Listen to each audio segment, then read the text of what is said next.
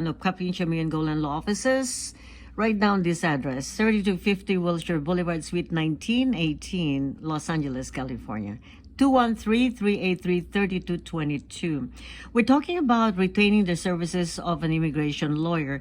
It is really a must, I think, these days to be able to have success in your applications, to have a lawyer, an immigration lawyer with you. What other factors can hinder the approval of an application, Attorney Golan? I heard from some people that because they did not follow the instructions, are there instructions, by the way, that immigration says on how to send applications, not to staple, not to put a hole, not to send this and that have to be followed? And if they don't, everything will be returned to them? Look, there are instructions how to what you are talking now is about the paper filing. Yes. Okay. There are also instructions about to fill out forms online. Uh-huh. And of course, filling out the forms and the way you send them are maybe a cause for a rejection. Which wow. means they don't actually deny it, but they reject it. They send it back to you together with a filing fee, and and expect you to make corrections. Mm-hmm. Okay. So many times, if you do things by yourself, you run into a situation where things take a longer time simply because you don't know how exactly to do and where to put the blue paper instead of the yellow paper. Oh, wow. Okay. So now, sometimes you fall into a trap because you don't understand the questions and give the wrong answers. Mm-hmm. This is a different story. So what are the common errors in sending applications, Attorney Golan, to the immigration without a lawyer? Usually what factors are involved when they are returned to the recipient? Return, which means rejections? Yes.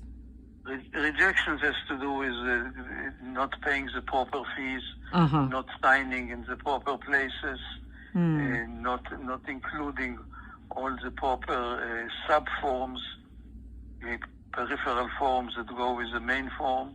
Wow. Okay. Not filling out all the boxes. Mm-hmm.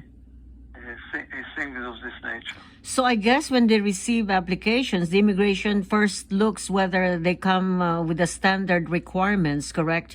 And they don't even get to review. They will not review until you come up with the required application forms, correct? Right. I see. Right. The first step is a review for completeness. I see.